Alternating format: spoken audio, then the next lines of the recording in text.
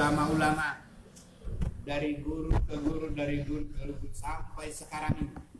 Maka itulah sebabnya kita wajib berguru kepada guru, sebab guru itu berasal dari guru. Ilmunya guru berasal dari guru, sejak dari zaman Nabi Sallallahu Alaihi Wasallam. Adanya Nabi mengajarkan ayat, sahabat mengajarkan ayat, sesudah sahabat para ulama mengajarkan ayat, ngaji sehingga sampai sekarang. Inilah kewajiban kita mengaji membaca Al-Quran. Nabi berkata, An Utsman bin Affan radhiyallahu anhu qala, khairukum man ta'allama al-Qur'an wa 'allamahu. Rawahul Bukhari. Yang sebaik-baik daripada kamu umatku ialah orang yang belajar Al-Quran. Itulah orang yang terbaik. Jadi apapun saja yang kamu kerjakan, berkumpul-kumpul,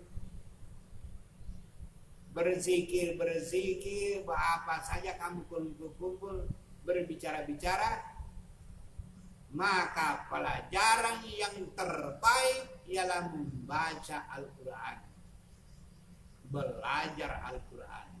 Khairukum man ta'allama Al-Quran. Sebaik-baik kamu ialah orang yang belajar Al-Quran. Bagaimana orang belajar nahwu saraf?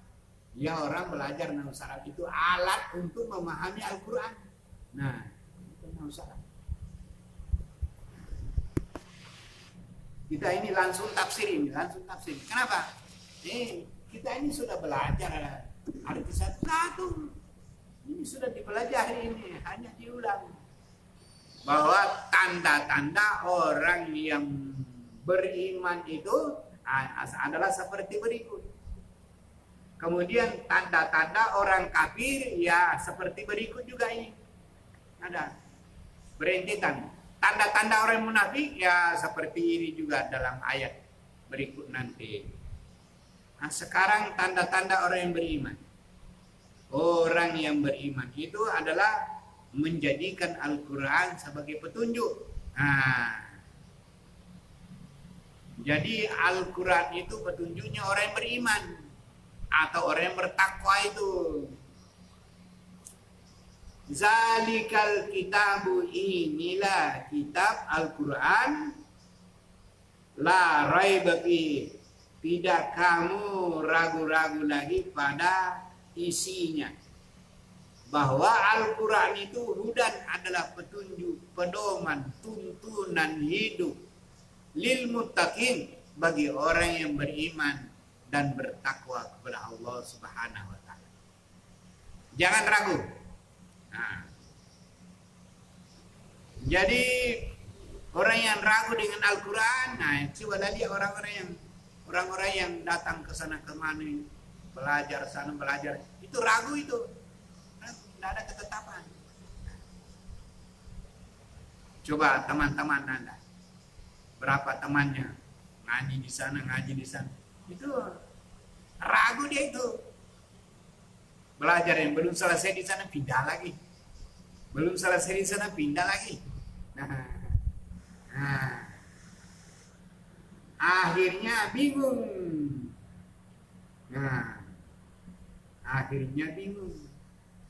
Kalau sudah bingung, dia membuat golongan. Nah, akhirnya menjadi aliran sesat.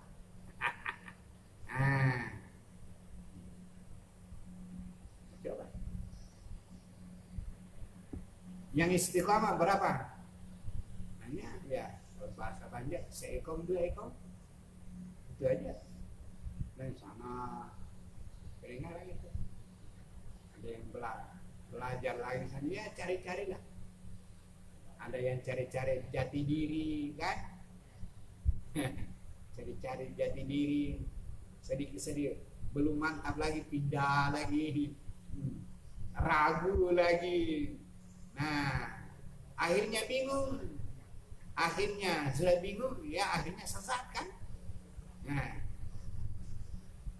Karena tidak ada pendirian, tidak ada analisa.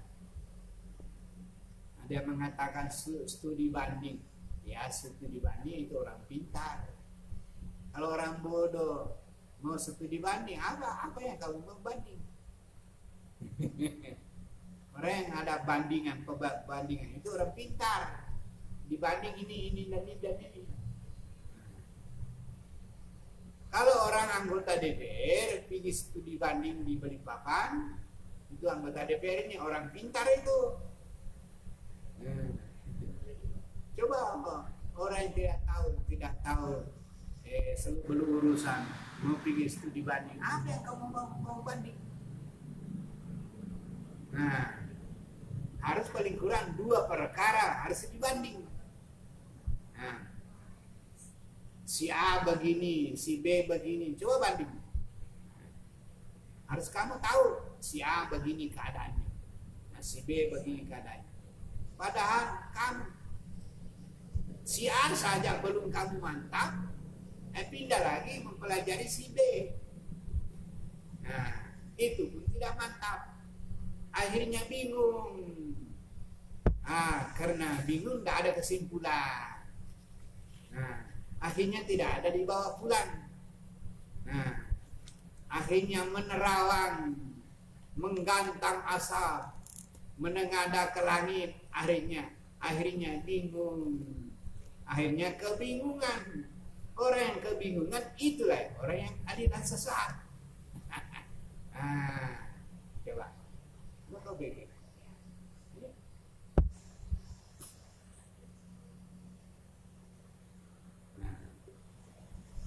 Bagus kalau belajar mantap dulu, ahli betul. Kamu sudah pintar di sini, baru pindah lagi mengaji di sana kan? Ada studi banding. Kalau kamu belum beres, belum selesai yang satu, pindah lagi. Akhirnya bingung. Kalau sudah bingung, sudah heran. Kalau sudah heran, itu menggantang, mengira-ngira, kira-kira saja. Begini kira-kira. Nah, itu. Jadi memperlihatkan belang sendiri, artinya orang yang bingung-bingung itu tidak ada ketetapan, tidak ada ketentuan. Nah, tidak ada ketentuan. Orang bingung itu namanya.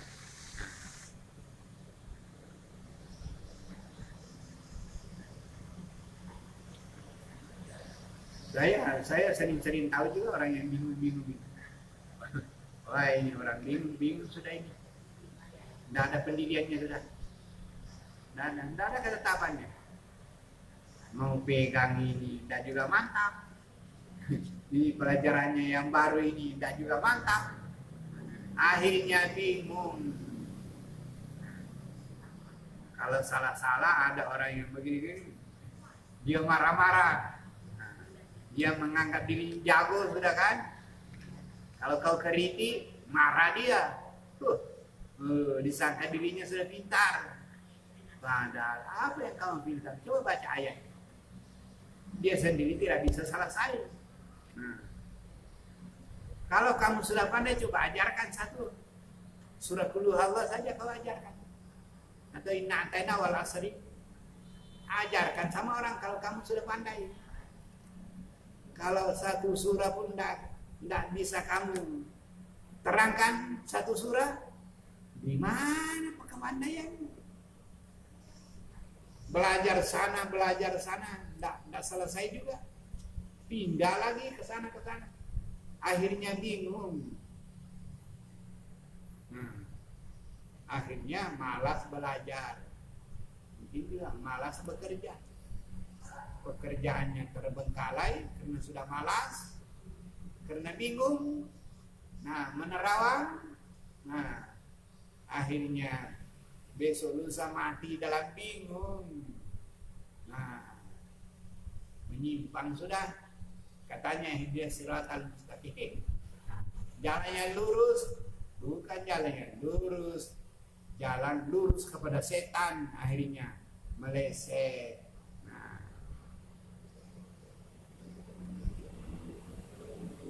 Padahal Al-Quran ini hudan lil muttaqin, petunjuk bagi orang yang beriman dan bertakwa. Siapakah orang yang bertakwa itu? Alladzina yu'minuna bil ghaibi. Orang yang bertakwa itu ialah orang-orang yang yakin dan percaya kepada Allah dalam perkara gaib. Sebab bagaimanapun kita tidak bisa mengerti bagaimana yang gaib itu. Allah saja Maha tahu. Nah, kecuali kalau diberitahu oleh Allah, ya bisalah. Tapi kalau Allah tidak menerangkan rahasianya, kita tidak tahu yang gaib itu. Yang kedua, orang yang bertakwa itu ialah orang yang yuqimus salata wa yuqimuna salata, mendirikan salat dengan sebaik-baiknya. Atau kalau kita belajar, apakah sembahyang kita itu sudah tepat, sudah beres? Belum, pelajaran sembahyang ini tidak beres, pindah lagi belajar. Belum selesai pelajaran salatnya di sana, pindah lagi. Akhirnya dia berbeda-beda. Ada yang rokoknya begini, ada yang sujudnya begini, ada kalau iktidal begini, bingung dia. Mana yang tepat, mana yang benar, ada yang selesai. Karena terlalu banyak mau dipelajari. Coba ambil satu buku baru, sambil membaca, sambil juga belajar kepada guru, supaya jangan bingung. Itu musalata. Wa mimma razaqnahum yunfiqun. Apa rezeki yang diberikan oleh Allah, dia belanjakan sesuai dengan yang dituntunkan oleh agama. Gunakanlah rezeki daripada Allah sambil menggunakan kepada diri sendiri dan juga dimanfaatkan kepada orang lain. Karena hidup di dunia ini tidak juga enak kalau kita hidup sendirian saja. Jadi kita hidup bersama, ya, banyak sedikitnya memang kalau diberikan rezeki oleh Allah Subhanahu wa taala, ya sambil menggunakan untuk diri sendiri, mungkin ada kelebihan, boleh juga dimanfaatkan kepada orang lain supaya ada tanda kasih sayang kepada sesama manusia yang kekurangan. Sebab rupanya tidak manusia sama-sama. Mungkin ada yang punya, ada yang tidak. Jadi saling memberi. Yang ada sedikit, berikanlah kepada yang kurang. Yang kurang-kurang juga, ya seterusnya dan seterusnya. Begitulah hidup di dunia. Sebab hidup di dunia tidak semua orang miskin, juga tidak semua orang kaya. Ada saja orang yang kaya, ada orang miskin. Itulah kenyataan dalam hidup ini. Mau dikatakan kaya semua, tidak bisa juga. Dikatakan miskin segala, tidak juga. Ada saja yang berbeda-beda. Ada kaya miskin, ada kecil, ada besar, ada yang tua, ada yang anak-anak. Ada yang masih hidup, ada yang sudah mati. Ya begitulah hidup di dunia. Wallazina yu'minuna bima unzila ilaika wa ma unzila min qablika. Dan orang-orang yang bertakwa itu ialah orang-orang yang beriman kepada apa yang diturunkan Allah kepada engkau, yakni percaya kepada Al-Quran. Wa ma unzila ilaika min qablika, dan apa yang diturunkan sebelum engkau dari Torah atau Injil dan lain-lain. Dan mereka orang yang bertakwa itu ialah orang yang beriman bahwa hidup di dunia sekarang ini besok lusa akan berganti dengan kehidupan di akhirat. Mereka yakin. Allah berfirman, kalau kamu sudah punya keyakinan seperti itu, itulah orang-orang yang mendapat hudan mir rabbihim, mendapat petunjuk daripada Allah Subhanahu wa taala, dan mereka itulah adalah orang yang mendapat kemenangan. Mereka menang di dunia, menang di akhirat. Itulah tanda-tanda orang yang beriman. Adapun tanda orang yang kafir yang seperti berikut ini pula. Innal ladzina kafaru sawa'un 'alaihim anzartahum am lam tunzirhum la yu'minun. Khatamallahu 'ala qulubihim wa 'ala sam'ihim wa 'ala absarihim gishawa walahum azabun adzim. Orang-orang yang kafir itu sama saja. Engkau beri nasihat, tidak diberi nasihat, sama aja mereka tetap tidak mau beriman. Namanya orang kafir itu tidak mau beriman. Orang kafir itu khatamah, sudah hatinya sudah tertutup. Khatamallahu ala qulubihim, hatinya sudah tertutup. Tidak bisa lagi terbuka untuk melihat mana yang benar, mana yang salah. Tertutup telinganya, sam'in telinganya. Wa absarin, penglihatan sudah tertutup, tidak bisa melihat mana yang benar, mana yang salah. Telinganya sudah tertutup, gishawa tertutup. Walahum azabun azim, karena mereka juga mendapat azab dari Allah Subhanahu wa taala. Itulah namanya orang yang kafir, ya begitulah. Yang paling panjang ceritanya di sini orang yang munafik. Wa minal ladzina wa minan nasi may yaqulu amanna billahi wal yaumil akhir wa ma hum bimu'minin. Dan sebagian manusia ada orang yang yaqulu, berkata dia, amanna billah, kami beriman kepada Allah. Nah, inilah orang yang sumut saya saja. Mulutnya katanya aku beriman kepada Allah. Wal yaumil akhir, beriman adanya hari kemudian. Kata Allah, wa ma hum bimu'minin, orang itu tidak beriman, mulutnya saja. Nah, mulutnya ini namanya orang yang munafik. Nah, ini diterangkan sampai ayat-ayat berikutnya, sampai kepada ayat-ayat berikut sekian banyak ayat sampai kepada muhitum bil kafirin.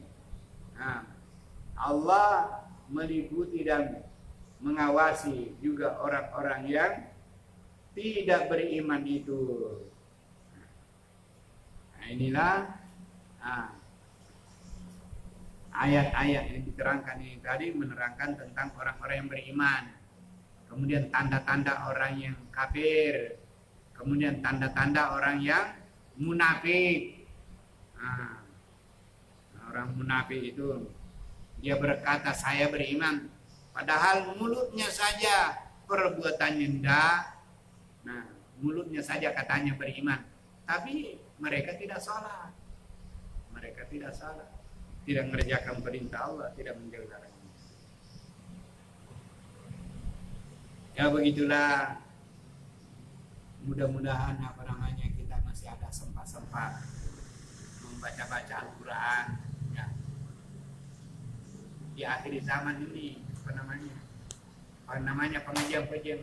ini jarang pengajian ini ada di orang ngaji bertemu dengan Pak Kiai, Pak Ustaz, jarang itulah sebabnya merajalela namanya bencana dosa-dosa maksiat merajalela, sebab tidak ada yang menasehat, jarang. Kalaupun ada ya jarang.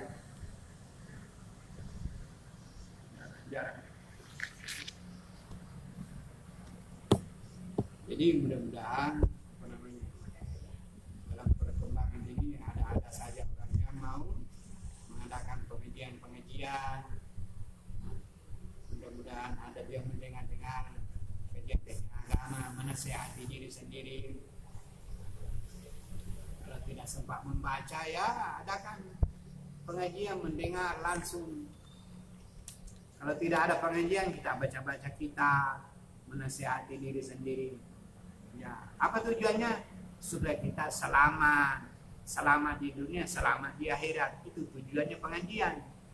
Supaya kita mendapat keselamatan di dunia, hidup di dunia, keselamatan di akhirat. Kalau tidak ada pengajian, tidak ada nasihat. Tidak ada peringatan. Nah, orang artinya buta tuli, tidak mendengar. Walillahi